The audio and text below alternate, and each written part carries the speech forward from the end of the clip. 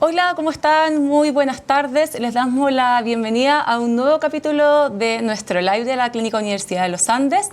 Tal como les hemos ido contando a través de nuestras redes sociales, hoy vamos a hablar sobre accidentes caseros y cómo estar preparados, sobre todo teniendo en cuenta que los niños están de vacaciones. Vamos a hacer un repaso de distintos temas junto al doctor Carlos Rivera, jefe de la Unidad de Urgencia de la Clínica, que se va a conectar. Muy buenas tardes, doctor, ¿cómo está? Hola Catalina, hola a los auditores que nos están viendo.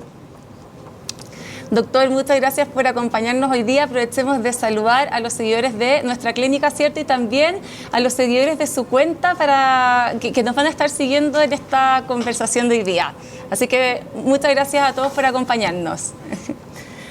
Doctor, había comentado en un comienzo que hoy día vamos a hablar sobre accidentes caseros y cómo estar preparados, sobre todo si tenemos en cuenta, cierto, que los niños ya están en su periodo de vacaciones y que probablemente pudiesen aumentar este tipo de accidentes durante esta época. Sí, lo que ocurre normalmente cuando los niños están en la casa es que tienen más oportunidades para tener eventos traumáticos.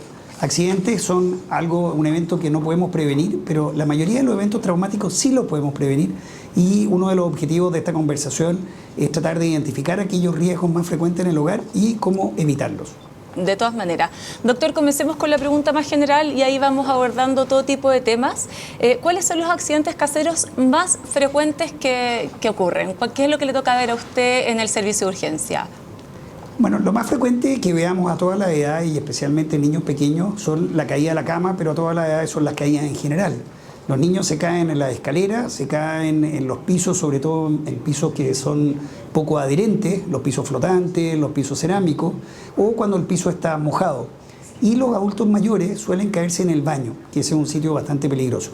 Lejos, la causa más frecuente de consulta en este periodo son las caídas. Hay otras consultas que también no son menores, que son las quemaduras. Ocurren frecuentemente con las estufas o con el agua caliente.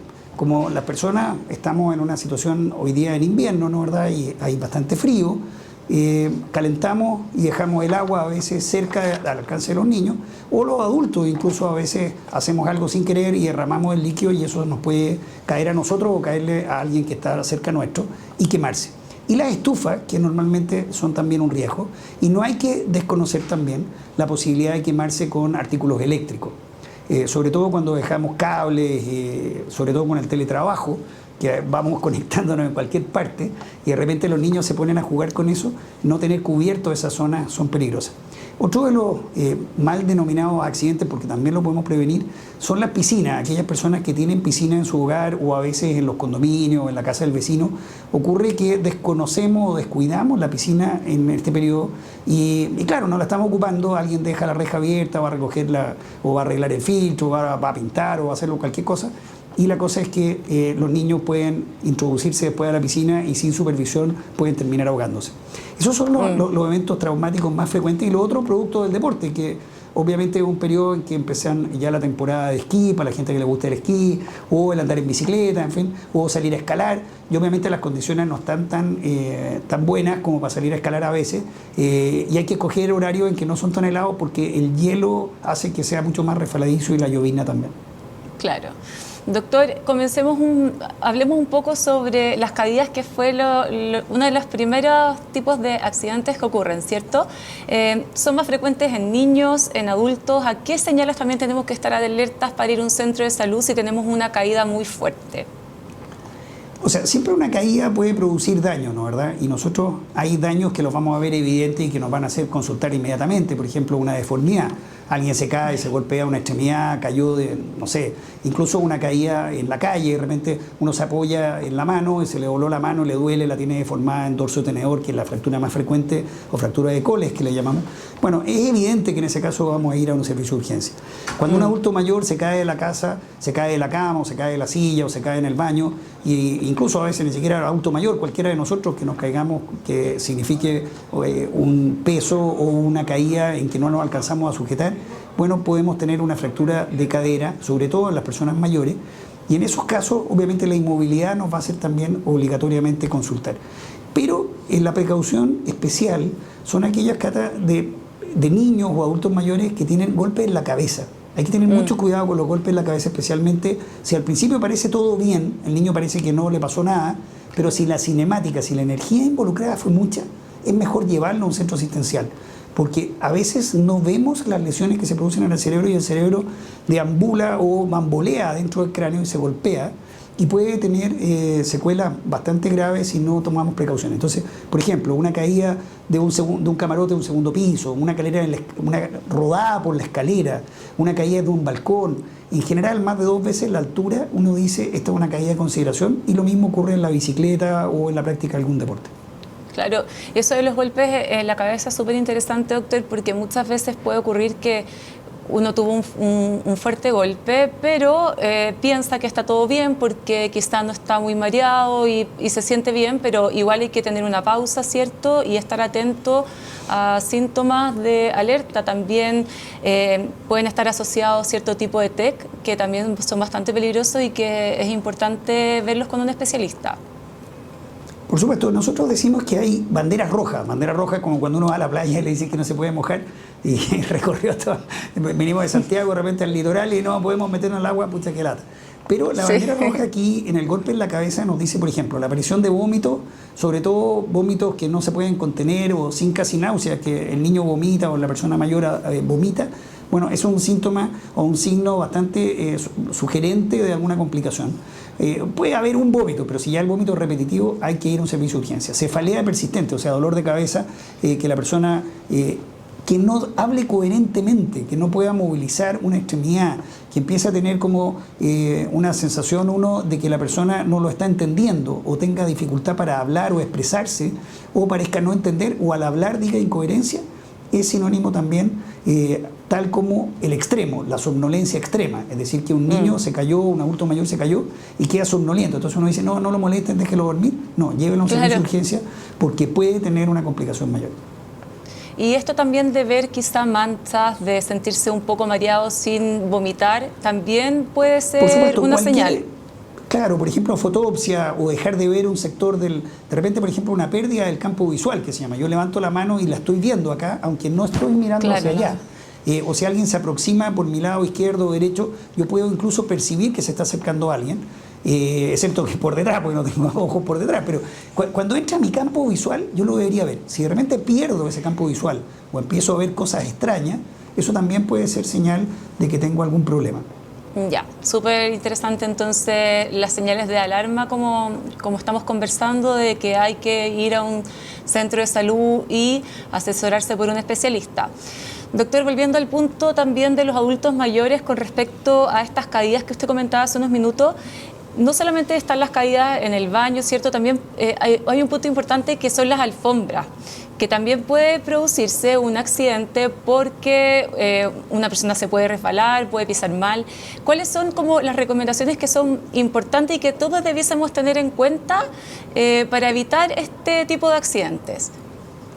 Bueno, yo siempre le digo a mis alumnos o a mis pacientes que muchas veces uno privilegia el diseño o lo bonito o lo elegante versus la seguridad.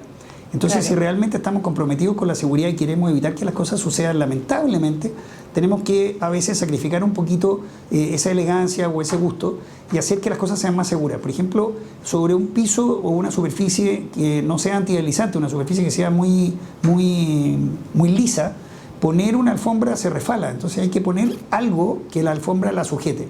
Y de lo contrario es mejor no poner la alfombra, sobre todo en las bajadas de cama. Las bajadas de cama en los adultos mayores son súper peligrosas, igual que escoger bien el calzado. En la noche uno se levanta, a veces el piso está frío, si no tiene piso radiante o qué sé yo, losa radiante, y a veces uno corta la calefacción en la noche, que es natural, para ahorrar, y también además por precaución y por salud.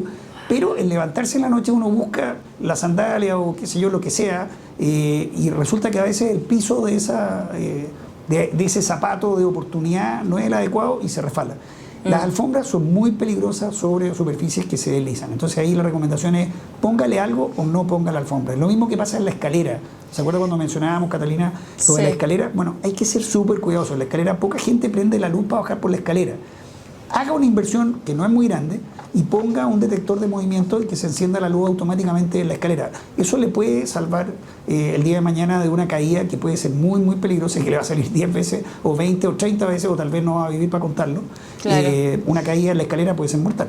Y también ahí la importancia de la baranda de la escalera, lo mismo que con idealmente una baranda en la ducha para los adultos. Exacto, el pasamano. Claro, el pasamano y en las duchas, por ejemplo, claro, no es muy limpio poner estas cuestiones que se pegan con la pegatina y no se ve muy bonito, pero hay cosas que se pueden poner y limpiar adecuadamente. Hoy día hay buenos limpiadores y la verdad que evita ese riesgo. A veces levantar el pie para meterse a la ducha ya es peligroso, entonces a veces elegir ojalá una ducha menos... Las tinas clásicas son muy peligrosas para los adultos mayores, en realidad. La tina como que vienen retiradas un poquito, digamos. Claro. De modo que hay que tratar de siempre pensar de que el baño es un lugar muy peligroso para todos y para los niños también. Si yo dejo, por ejemplo, la tina llena o un jacuzzi o lo que sea, un niño se puede ahogar en 30 centímetros de agua. Entonces hay que tener mucho cuidado, es como las piscinas plásticas en el verano. Claro, 30 centímetros puede ser estas piscinas para niños que son inflables, chiquititas, con una poca cantidad de agua puede ocurrir. Y no nos da la sensación de riesgo, porque ¿quién se va a ahogar en una piscina plástica? Bueno, uno se puede ahogar en una batea. O sea, un niño que no es capaz de darse vuelta, sobre todo en los primeros años de vida, no es capaz de... Y además viene la falsa sensación de seguridad de que creen que niños menores de 2 años están salvados o están protegidos porque saben nadar. La verdad que eso no está demostrado, no es así. Y nunca baje la guardia. Un niño necesita supervisión y no deje cosas con agua llena o la piscina sin la puerta y sin los barrotes y sin la altura adecuada y sin la distancia adecuada. Sí, también tenemos algunas preguntas sobre piscinas que las vamos a hacer un poquito más adelante ahí para que todos estemos bien atentos a las recomendaciones. Doctor, volviendo un poquito también a las caídas, esto también de levantarse muy rápido de la cama, hay que hacerlo más de forma pausada, sentarse, ver bien dónde puedes pisar para poder levantarte de forma segura, porque de repente como que uno se levanta un poco rápido y también ahí se puede generar alguna caída, ¿no? Bueno, por supuesto, ahí uno tiene que ver, los casados, digamos, tiene que ver si va a cuidar el matrimonio o la salud, pero levantarse en la noche y no prender la luz es peligroso. Entonces, a veces una luz de policía, una luz baja, uno debería tener la posibilidad de iluminar esa levantada, digamos, no es inocua y no es segura.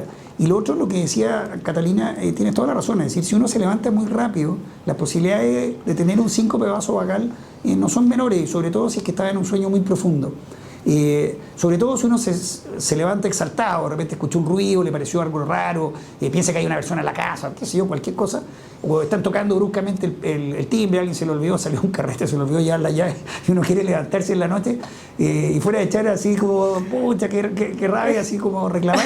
Bueno, tenga la precaución de sentarse un minuto al costado de la cama, prender la luz y hacerlo con seguridad. Esa bajada intempestiva puede significar una consecuencia que después vamos a lamentar, lamentablemente. Claro, y con respecto al síncope vasovagal, ¿se puede tener un segundo ahí?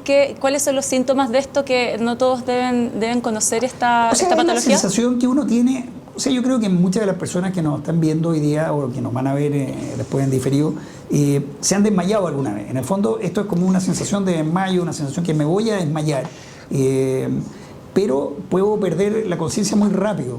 Entonces, una cosa es el desmayo, otra cosa es el síncope, y aquí voy a perder la conciencia muy rápido y puedo tener una caída con consecuencias bien significativas, porque me estoy cayendo y no alcanzo a protegerme. Y si eso ocurre, por ejemplo, en la mitad de la noche, además puede ser que ni siquiera se enteren las personas que están en la casa. Si yo duermo solo, o incluso si la señora o el marido está durmiendo, tal vez no se van a dar ni cuenta y se va a encontrar en la mañana con el pastel ahí que se en el suelo y lleno de sangre, en fin. Y eso nos ha pasado, nos han llegado pacientes que han tenido despertares bastante traumáticos. Claro, ya, súper interesante lo que está comentando. Y otro de los accidentes que se suban a esta lista, ¿cierto? Pueden ser las electrocución, ¿cierto? La electrocución. ¿Cuáles son los riesgos de esto, de tener este impacto tan fuerte? ¿Qué es lo que puede ocurrir? Bueno, aquí básicamente son dos cosas que son distintas. Uno es la quemadura eléctrica, que es una quemadura muy peligrosa en general, que puede ser muy profunda y externamente no dar señales. Entonces, en toda persona que tuvo una descarga eléctrica, significativa, sobre todo si hubo una exposición prolongada, si perdió la conciencia o si hubo cualquier signo de alarma, que no se vea que fue una cosa simplemente así que, sentí como una electricidad nada más. Claro. Pero si hubo realmente una descarga eléctrica y sobre todo si hay una quemadura, aunque sea pequeña, debe consultar. El riesgo de necrosis, de muerte muscular más allá del sitio de la quemadura, incluso bien separado del sitio por donde entró, el arco eléctrico se forma un arco eléctrico y si uno no hace tierra, se quema. No. Y eso puede producir daño muy, muy significativo e incluso mortal. Y lo otro son las arritmias que puede producir una descarga eléctrica, sobre todo de alta tensión, que ocurre en los meses de septiembre normalmente con el tema de los volantines. Los niños o los adultos tratan de trepar a un poste de la luz para rescatar un volantín y por un volantín pierden la vía o pierden una extremidad. Hay que tener cuidado, igual que ocurre a veces con los cables eléctricos que quedan al alcance de los niños o los niños meten los dedos al enchufe. Claro. Hay que cubrir los enchufes y no hay que dejar tanto cablerío a la vista. Es muy atractivo ver esa zapatilla eterna. Yo no puedo decir mucho porque también de repente en mi oficina dejo ahí alguna zapatilla para cargar el celular, el iPhone, qué sé yo, lo que sea. No haga eso, eso es muy peligroso. Puede producir incendios y lo que es más riesgoso, se pueden producir descargas eléctricas, sobre todo en niños o en personas con necesidades especiales que realmente no se han dado cuenta del riesgo. Incluso uno de repente va por sacar el cuestión, se queda pegado y le da una descarga eléctrica, puede ser muy, muy significativa. Claro, o sea, ante esos casos súper importante también consultar. Doctor, y también hablemos un poquito con respecto a la asfixia respiratoria, ¿cierto? Que también es otra de las emergencias, de las urgencias que pueden ocurrir. ¿Con qué elementos se da mayormente esta situación en niños y qué es lo que debemos dejar fuera del alcance de ellos para tener que evitar este tipo de situaciones tan complejas? Bueno, la obstrucción aguda de la vía aérea superior que produce asfixia, que es la falta de oxígeno finalmente en los tejidos, y hay tejidos que son muy sensibles a la falta de oxígeno, que son cerebro, corazón y pulmón básicamente, que son los que nos mantienen vivos.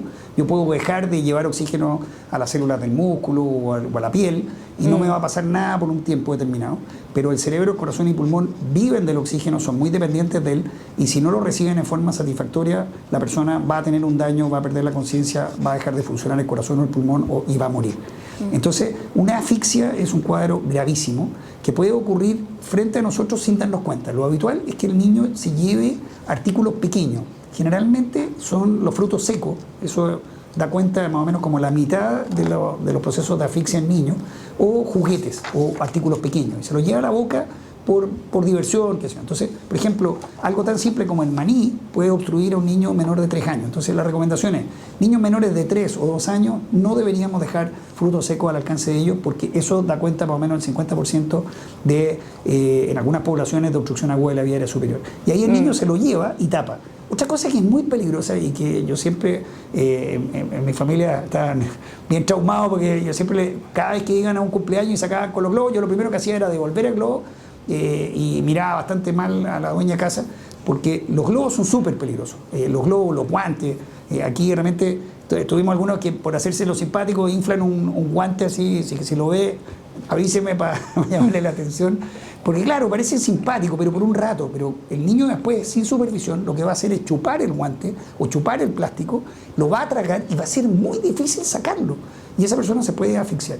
Entonces, de nuevo, los globos siempre se revientan y cuando se revientan, el niño se lo va a llevar a la boca. Y los frutos secos o los juguetes pequeños.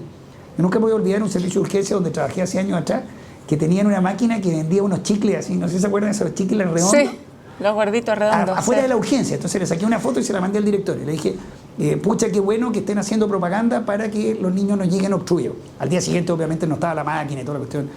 Claro. Me lo podría haber dicho más elegante y todo, pero fue una forma de poder influir en eso. Esos chicles o esas pelotitas pequeñas son súper, súper peligrosas. Además, era como en mi época las canicas, que ya nadie juega a las pelotitas estas, las canicas, la bolita.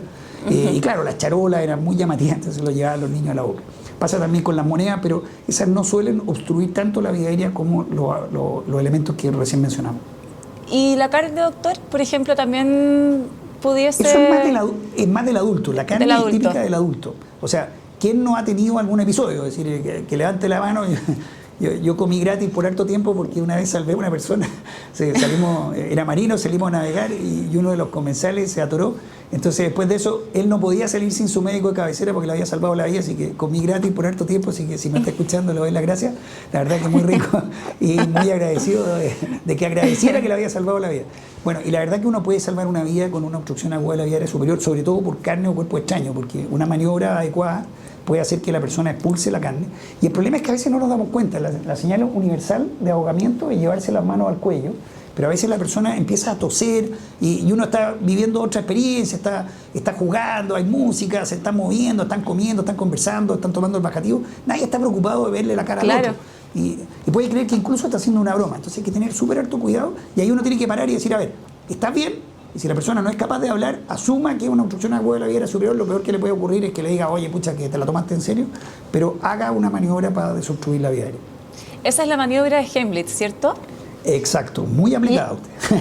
La maniobra de Heimlich, que en el fondo es comprimir profundo en la región del apéndice sifoide, que para que se ubiquen es al final del tórax. Uno baja por la línea media, al final del tórax hacia arriba, como que uno estuviera remando hacia uno, con mucha fuerza.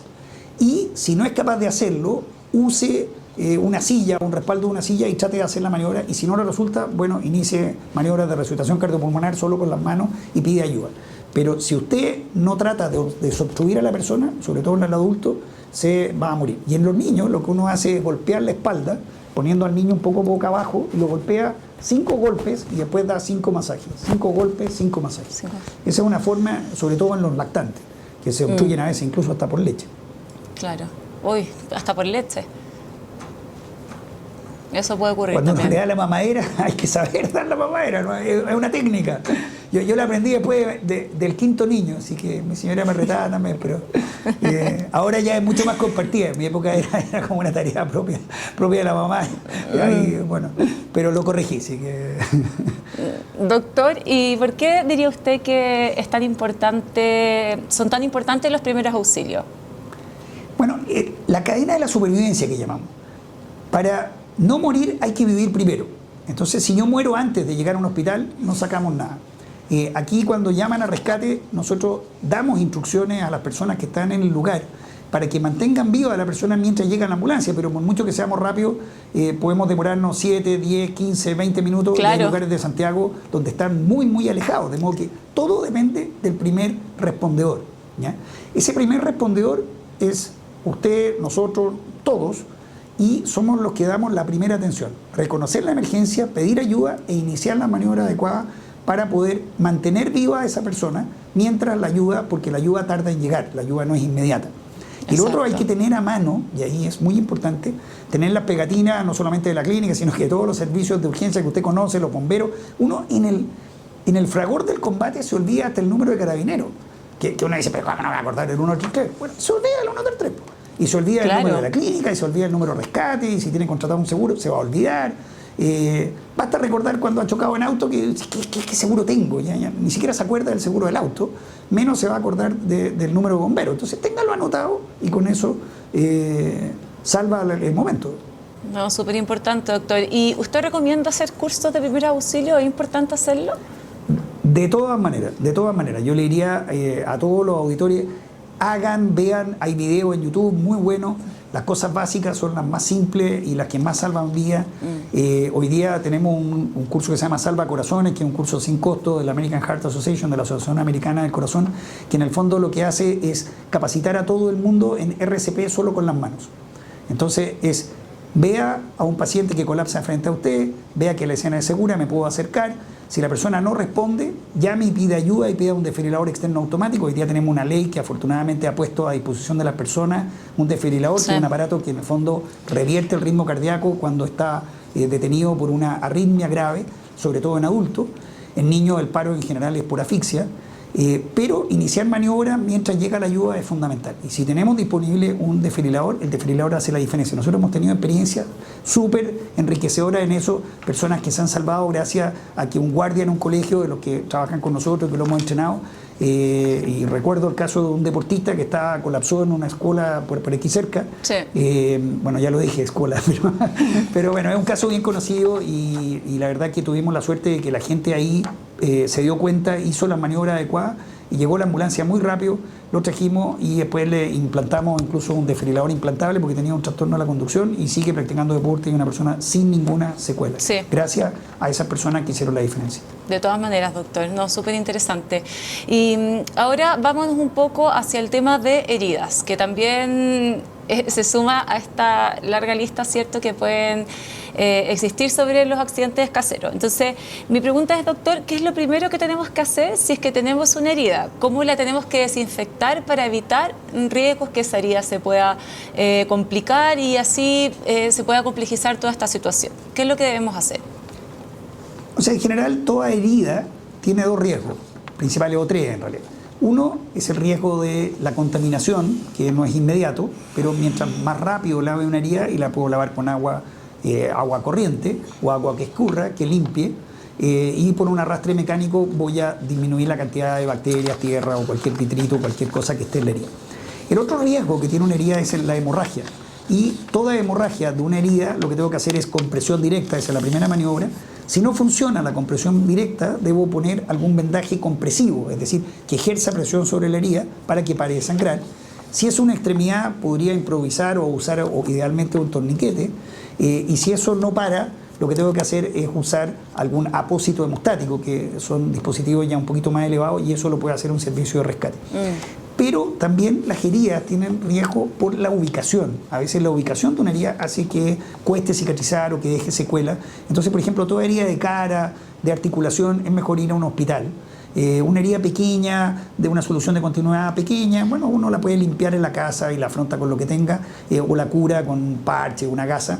Trate de no usar sustancias raras, no use desinfectantes extraños. En general, mientras más le coloque cosas raras, más se va a infectar la herida. Yo me acuerdo de gente que le ha echado, no sé, pues desde tierra o barro para que cicatrice más rápido, a crema y cosas. Desgraciadamente ahí, de repente, el que no sabe, no teme. Claro. El que nada sabe, nada teme, entonces hay que tener cuidado.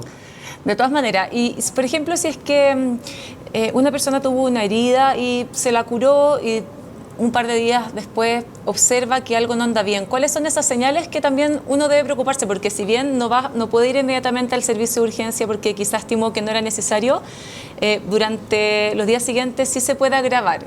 ¿Cómo se puede agravar una herida o en qué fijarse? Claro, fijarse, por ejemplo, si hay un aumento de volumen cercano a la herida, eso significa que puede haber un hematoma, una infección, algo que no se controle. Si hay una secreción, un cambio de color, mal olor, si la herida no cicatriza, esos son señales de contaminación. Y algo que se me había olvidado, que es muy importante, es las heridas que ocurren en el exterior, sobre todo en contacto con tierra o con animales. La prevención del tétano, sobre todo en las personas que ya no están vacunadas. Nosotros hay que recordar que más o menos quedamos cubiertos con el tétano hasta los 17, 18 años, y después de eso ya necesitamos un refuerzo de la vacuna antitetánica, y ese refuerzo dura 10 años, deberíamos poner. Y si es una mordedura de un animal, siempre es mejor acudir a un hospital, ¿ya? Y eso incluye la mascota de la casa o la mascota del vecino, un gato, un murciélago, lo que sea. Hay que ir a un hospital porque los riesgos pueden ser bastante graves. Sí, no, súper importante ese punto que acaba de tocar, porque también puede ocurrir que una mordedura de un perro o de otro animal, que es súper importante. También. Los gatos, claro. No, súper importante que lo haya mencionado también, doctor. Y ahora, con respecto a las quemaduras, ¿cuáles son las más comunes? Son obviamente las de estufa, quizá en esta época, como mencionaba al inicio de esta conversación, doctor, de agua. ¿Cuáles son las más frecuentes que le toca ver a usted en el servicio de urgencia? Ocurren, claro, las que vemos más frecuentes son las quemaduras por estufa, sobre todo porque los niños se acercan a la estufa y los mayores también. Sí. A veces se prende o se derrite la ropa sintética en contacto con la estufa. Es frecuente eso que uno levante el polerón en la estufa cuando se da el fuego directo, lamentablemente. Hay personas que ponen brasero, y eso es más peligroso aún. Hay gente que pone estufa de parafina, que a veces pueden emanar, o de gas, que hacen combustión parcial porque no están bien mantenidas, y puede haber inhalaciones peligrosas de monóxido de carbono, sobre todo en lugares que no están bien ventilados. Pero las quemaduras por estufa son muy frecuentes. Los niños ponen las manos y se queman. Eso es lejos lo que más nos llega en esta época, y es una pena porque da a veces secuelas bien importantes, porque los niños lo primero que ponen son las manitos. Entonces, las manitos. Nos llegan niños con las manos quemadas y es bastante dramático y los papás se sienten muy culpables. Y lo otro es el agua caliente. Ahí la recomendación es: no espere que la tetera hierva. De hecho, usted tiene que esperar un rato antes de poder tomarse el té. lo mejor es usar como las cafeteras comerciales, que si usted se fija no hierven el agua. Lo que hacen es calentarla, pero no al punto de ebullición. Porque esa agua, sobre todo si queda agua en la tetera, los niños la pueden volcar, o usted deja la taza del café o la cuestión, está en teletrabajo, está contestando la cuestión, el cabro chico se acerca por detrás, no lo ve, da vuelta a la taza y se quema. Y eso nos han llegado, lamentablemente, varios niños en esta época, y es muy penoso, y tratar de consolar a esos papás, sí, pero ¿qué estaba pensando? ¿Por qué no hice esto? ¿Por qué no hizo lo otro? Bueno, prevenga, y la prevención es lejos mejor que la curación y que lamentarse, digamos. Y no es tan difícil, no caliente, no hierva el agua, no es necesario, se quema el té, el café no queda tan rico, y lo otro que no se lo puede tomar enseguida. Entonces, a una temperatura adecuada, solamente lo que usted necesite, y mantenga la vista permanente en esa taza, en ese café, y lejos. Pero uno cuida más el computador que al cabro chico. Está preocupado de que no se le derrame en el computador y por eso lo deja lejos, y el cabro chico va y lo agarra. Claro, y es como este tema de segundos que ocurren los accidentes, o sea, como que no se vienen a venir. Todo ocurre y lamentablemente la mayoría de las veces, si no siempre, se pudo evitar. Entonces, si queremos evitarlo, la prevención es la mejor vacuna para el trauma, y anda muy bien, funciona muy bien, y podemos tener un invierno muy seguro, y estar muy alegre, muy contento y disfrutar. Es lo mismo que cuando uno sale de vacaciones y no sé, pues no lleva la ropa adecuada. Es lo mismo, no lleva el repelente solar o el repelente para mosquitos, si le toca ir al Caribe y lo picaron los bichos. Bueno, para evitar que lo piquen los bichos, lleve el repelente. Claro, claro que sí. Doctor, y existen ciertos tipos de quemaduras, ¿cierto? Hay unas que son más superficiales, otras que son más profundas y que son bastante más complejas. ¿Ante qué señal tengo que ir sí o sí a un centro de salud? Siempre que una quemadura sea extensa, que tenga una extensión más allá de una superficie razonable, es decir, por ejemplo, si me quemé, no sé, la punta del dedo, obviamente probablemente no va a tener ningún riesgo. Pero si la quemadura es muy extensa, en general siempre es mejor consultar. Sobre todo si ocupa, por ejemplo, todo el tórax y aquellas ubicaciones peligrosas. Las ubicaciones peligrosas son la cara, el cuello, la ingle, los genitales, la palma de las manos, la planta de los pies. Esas son muy peligrosas, suelen dejar secuela. Entonces hay que consultar siempre, porque del manejo inicial depende lo que ocurra en el futuro. Otra de las quemaduras que siempre hay que consultar son las quemaduras eléctricas, por menores que parezcan. Siempre hay que consultar. Y sobre todo si fue de alto voltaje o si es que hubo alguna reacción. Esas yo le diría que son las más importantes, y a veces las quemaduras pueden doler mucho, pero no es la señal más importante. Porque una quemadura solar, que no se ha quemado con el sol, duelen muchísimo y no son tan graves. Pero una quemadura que no duela siempre es peligrosa, porque quiere decir que fue muy profunda y quemó todos los receptores del dolor, y es una quemadura que va a andar mal. Y ahí eso que acaba de comentar es súper importante, porque muchas veces las personas reaccionamos con el dolor, ¿cierto? Decimos, oye, en verdad me duele mucho, tengo que ir, pero o sea, de verdad hay que ser bastante cuidadoso y mejor consultar. O sea, finalmente uno no pierde nada preguntándole a un especialista, y prevenir algo quizá que pueda ser más complejo o que pueda evolucionar con el paso de los días. Los guateros, por ejemplo, los guateros en esta época son súper peligrosos. Entonces, la precaución es evite el guatero, desaparezca el guatero de su casa, bótelo, regálelo, pero ni siquiera regálelo, destrúyalo y bótelo. Porque si lo regala, alguien se va a quemar por culpa suya. Entonces, regale el guatero, deshágase el guatero, son peligrosos, usen guatero de semilla, hay guatero con presa calor-frío, hay miles de alternativas mejores que el guatero. Y el guatero siempre falla la válvula y uno termina, y además son personas a veces mayores y a veces gente joven, que se queman con el guatero, y son quemaduras extraordinariamente graves. Porque además uno se la pone en la zona donde más le interesa no pasar frío, y generalmente está cerca del cuerpo, cerca del tronco, y las quemaduras son muy extensas y muy peligrosas. Sí, el tema del guatero es bastante importante, sobre todo en esta fecha, que me imagino que hay mucha gente que los usa.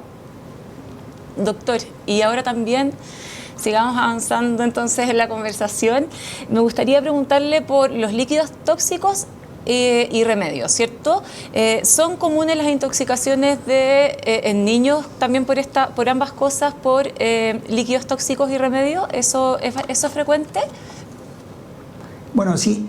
Cualquiera de nosotros podría inspeccionar su casa y se da cuenta que hay cosas que hay que mejorar, ¿no? ¿Verdad? Generalmente debajo del lavaplato está lleno de cosas que son muy peligrosas. Nunca hay que dejar diluyentes, pinturas, o venenos de cualquier especie cerca del alcance de los niños. Eso hay que ponerlo en lo más alto posible y lo más alejado posible de los niños. No es que hay que reenvasar los productos. Hay gente que por ahorro de espacio a veces, le queda un conchito de algo y lo mete en un envase de Coca-Cola, por decir algo, perdón que diga una marca comercial, claro. Pero en la botella de Coca-Cola, todo el mundo conoce la Coca-Cola, así que no creo que hagamos nada malo de decir Coca-Cola. Pero bueno, el que sea, lo mete en este envase y alguien se puede confundir. Eso es lo que se llama los errores fatales. Ese es un error fatal. Entonces, nunca hay que reenvasar un tóxico. El tóxico tiene que estar en su envase original y en caso de que alguien yo sospeche que lo ingirió, debo llevar ese envase o a lo menos sacarle fotos por todos lados. A veces la gente le saca fotos y no sale el nombre. Entonces, chuta, Mandrake el mago tratando de descubrir de qué se trata. Claro. Y lo otro es, su casa no es una farmacia. Entonces, en la farmacia se guardan los medicamentos o en la bodega de medicamentos, pero no en su casa. Entonces, si usted usó un remedio y no lo va a seguir usándolo, descártelo, pero no lo guarde. Cuando lo guarda, primero se vence y está lleno las cajas de remedios vencidos. En mi casa no es una excepción, porque me regalan muchas muestras médicas y realmente se me olvida botarlas, pero cada cierto tiempo hago aseo y boto las muestras médicas que no alcancé a usar, trato de regalarlas, pero a veces me regalan un remedio que es muy exótico y que no alcancé a usarlo. O lo guardé pensando que lo iba a usar y se me venció. Remedios vencidos es un peligro. Y lo otro es que la gente se equivoca.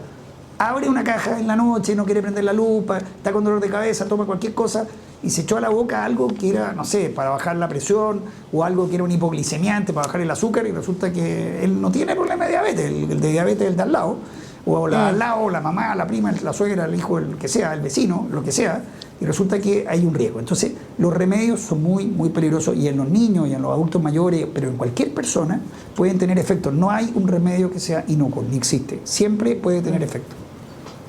Ya, súper importante también eso, doctor. Y también ante una emergencia de este tipo, obviamente ir a un servicio de urgencia. O sea, claro, ahí uno se puede comunicar, hay teléfonos de emergencia que uno puede preguntar y si queda la duda es mejor consultar.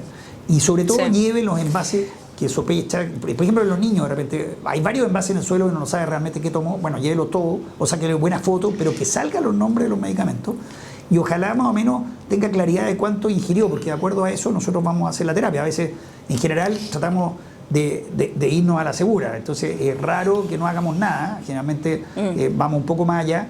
Y hay algunos centros que funcionan súper bien, por ejemplo el CITUC de la Universidad Católica, que uno llama a cualquier hora 24/7, 365 y la verdad que tienen muy buena voluntad y son muy profesionales y nos ayudan a orientarnos para el manejo de esas intoxicaciones con esos medicamentos. Hay también sitios web, en fin, pero si uno tiene dudas es mejor ir a un servicio de urgencia. Doctor, usted ahora que comenta la importancia de llevar este líquido o el remedio, ¿cierto?, que se puede haber ingerido, me acuerdo también de algo que hemos conversado en otras oportunidades sobre las picaduras de araña de rincón. También eso es un buen tema porque, claro, uno puede tener una picadura y es importante tratar, en la medida de lo posible, obviamente, llevar esa araña, llevar ese insecto que produjo la picadura. Claro, en Chile afortunadamente, a diferencia de otros países, tenemos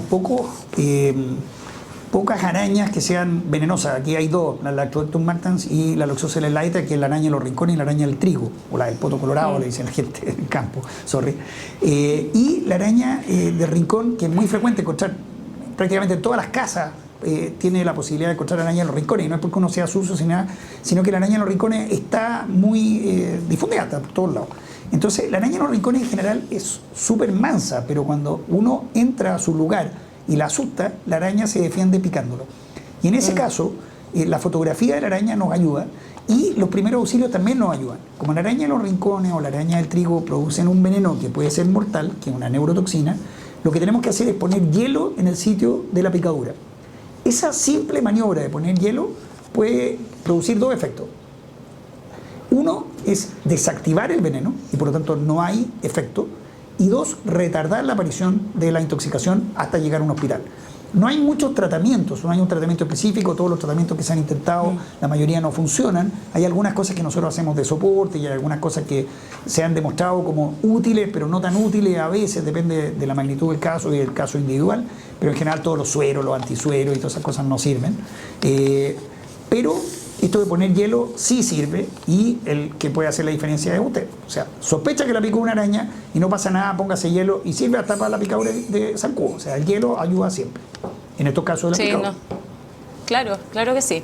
Doctor, y ahora que están los niños en las casas, ¿cierto?, por las vacaciones, ¿cuáles son las principales recomendaciones que usted le podría dar a los padres para cuidar a sus hijos en la casa?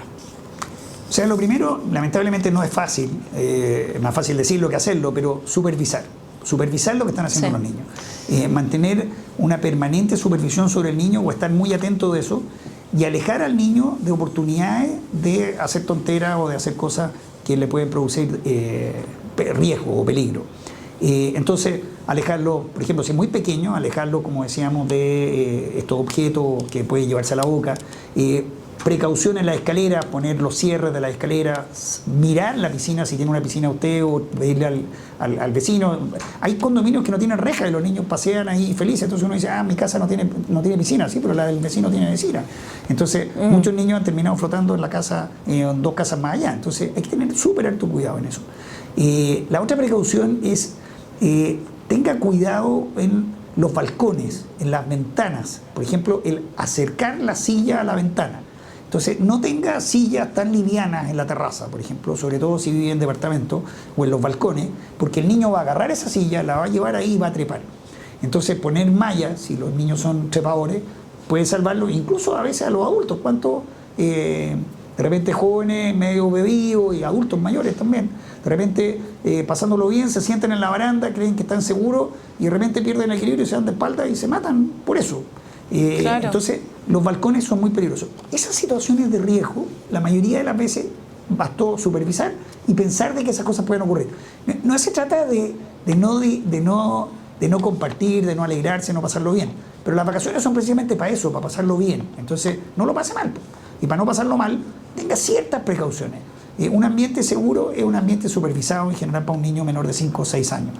Y incluso en los adultos mayores también supervise el acceso a la bebida, evitar los consumos de alcohol, sobre todo si de repente está de vacaciones fuera de Chile y va a algún lugar, qué sé yo, en que dan ganas de tirarse al agua, por ejemplo. El alcohol y el agua no son buenos compañeros. Claro. Doctor, y volviendo al tema de las piscinas, también es interesante ese punto, porque si bien estamos en invierno, hay que tener cuidado con las piscinas todo el año. O sea, las piscinas igual, muchas siguen llenas, ¿cierto? Y el riesgo de un accidente claramente puede ocurrir. Entonces, la pregunta que tengo, doctor, es ¿qué características debiese tener una reja que sea segura? Bueno, una reja segura tiene que tener una altura mínima de 1,50 m. Cualquier reja que tenga menos de 1,50 m es un peligro. La separación de los barrotes se recomienda normalmente 20 centímetros, pero es demasiado ancho. Una cabeza de un niño puede entrar ahí, sobre todo un niño pequeño, así que 10 centímetros parece razonable. Los barrotes tienen que ser en disposición vertical y no transversal, porque si no sirve como escalera y el niño va a trepar, que es obvio. La fijación tiene que ser muy alta y muy baja, pero no puede ser en la mitad, porque si no, de nuevo, vuelve a servir como escalera. No pueden haber objetos muy livianos, muy fáciles de desplazar cerca de la reja para treparse por ella. Si uno tiene mascota, preocuparse de mirar el perímetro de la piscina. Muchas veces ocurre que la mascota hace un hoyo. Si uno mira la mascota dentro de la piscina, adentro del borde de la piscina y no había la reja abierta, es sinónimo de que por alguna parte está entrando. Si entra la mascota, va a entrar el niño. La va a seguir, se va a meter por ahí y eso ha ocurrido. Lo otro, no deje objetos muy llamativos en el interior de la piscina, no deje objetos flotando y enseña al niño de que ese lugar no debe entrar. Lo otro es use un sistema de cierre seguro de la puerta. Lo peor son esos cierres improvisados con un alambrito, una cosa así. Y lo otro es asegúrese de supervisar a todas las personas que hacen ingreso a la piscina, sobre todo para la mantención en el invierno. Entonces a veces uno lo delega a terceras personas y esa persona no tiene por qué saber de que tienen que ser tan precavidos y la piscina quedó abierta y usted no tiene idea y se olvida la piscina en el invierno. ¿Quién se acuerda de la piscina? No creo que mucho. Claro. Y va a tener a un niño ahí flotando y la verdad que la asfixia por inmersión sigue siendo la primera causa de muerte en toda la edad. Imagínese. Doctor, y con respecto a la técnica de RCP, cuéntenos por favor en qué consiste y la importancia de saber hacer esta técnica en caso de algún accidente.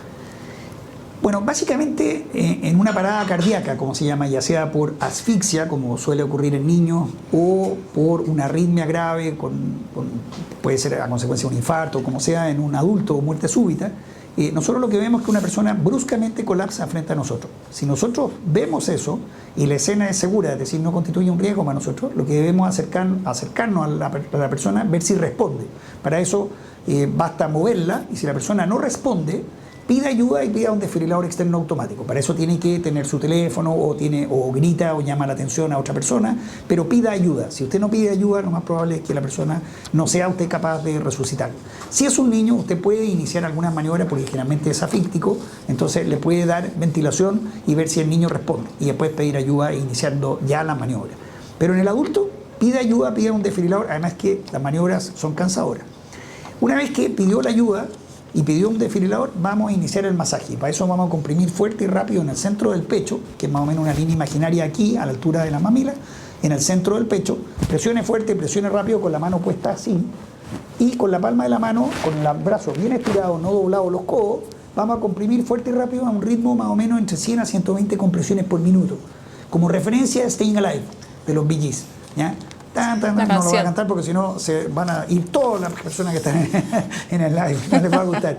Entonces, bueno, mantenga la presión, mantenga las compresiones, deprima el pecho más o menos 5 a 6 centímetros, permita la reexpansión completa del tórax y trate de evitar las interrupciones tratando de cambiar de operador. No trate de dar ventilaciones porque va a ser muy difícil y probablemente la interrupción va a ser peor que el beneficio. Entonces lo que tiene que hacer es dar masaje, masaje, masaje, masaje, y la vía aérea sola va a mover el aire porque usted está comprimiendo el tórax. Con esa maniobra la persona igual va a estar ventilando algo. Mientras llega la ayuda y llega el desfibrilador. Y cuando llegue, ponga las parches, use el desfibrilador, y si no lo sabe usar, úselo igual y siga las instrucciones. Las instrucciones son súper simples, le van a hablar y usted siga las instrucciones y probablemente va a tener, o sea, de hecho va a tener más posibilidades, porque si no hace eso va a morir la persona. Y puede salvar una vida, esa es la diferencia. Sí, de todas maneras, muy importante lo que conversamos hace algunos minutos, doctor, la importancia de hacer cursos de primer auxilio. O sea, de verdad, cuando existen emergencias, esos minutos son vitales para poder llegar a tiempo. Doctor, y bueno, para ir finalizando esta conversación que ha estado súper interesante, con muchas recomendaciones, como siempre, doctor, me gustaría que le hiciera un llamado a quienes nos están viendo sobre tener cuidados en la casa, ¿cierto? Y tener unas vacaciones seguras para nuestros hijos. O sea, lo que queremos es que usted disfrute estas vacaciones, que los niños descansen, que lo pasen bien, que se diviertan, y que ojalá no se enlute esto con un evento que pudo haber sido prevenido. La prevención no es tan difícil, basta con mirar nuestro entorno, lo que está ocurriendo, y hacer pequeños cambios, desde cambios de conducta, supervisión, y lo principal es tener una conducta preventiva y enseñarle a los niños que se puede pasar muy bien, que se puede disfrutar, pero que esa conducta preventiva puede hacer que realmente lo pasemos bien y lleguemos sanos y salvos a la adultez y ojalá a la vejez, y que seamos sanos. Vivir sano también es disfrutar lo que Dios nos ha regalado, que es la vida. De todas maneras, doctor, muchas gracias por habernos acompañado hoy día en este interesante live, así que nos despedimos de usted, doctor, y también de todos sus seguidores, desde su cuenta y desde la cuenta de la clínica. Muchas gracias por habernos acompañado. Que esté muy bien. Muchas gracias a usted. Igualmente, muchas gracias a todos también los que nos siguieron en esta conversación. Hasta la próxima.